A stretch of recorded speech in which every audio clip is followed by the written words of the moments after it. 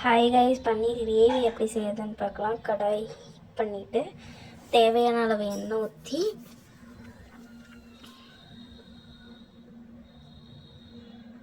ஊற்றிக்கலாம். பன்னீர் கட் பண்ணி வச்சிருந்த பன்னீர் எடுத்து நல்லா எண்ணெயில் ட்ரை ரோஸ்ட்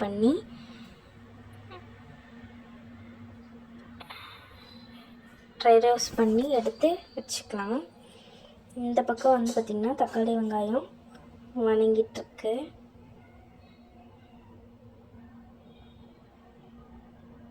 அந்த பன்னீர் ட்ரை பண்ணதுலே எக்ஸ்ட்ரா கொஞ்சம் எண்ணெய் ஊற்றி தக்காளி வெங்காயம் வணக்கி வச்சுருந்தோம் இல்லைங்களா, அதை எடுத்து அரைச்சி பேஸ்ட் பண்ணி எண்ணெய்க்குள்ளே போட்டு நல்லா ஃப்ரை பண்ணி எடுத்துக்கலாம்.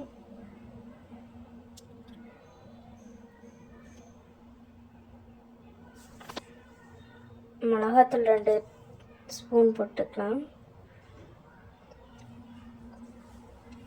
மஞ்சத்தூள் 1/2 டீஸ்பூன் போட்டுக்கலாம். உப்பு தேவையான அளவு போட்டுக்கோங்க.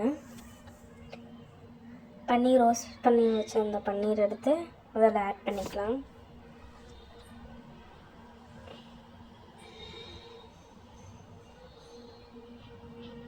நல்லா எண்ணெய் பிரிஞ்சு வர வரைக்கும் வெயிட் பண்ணிவிட்டு பன்னீர் கிரேவி ரெடி.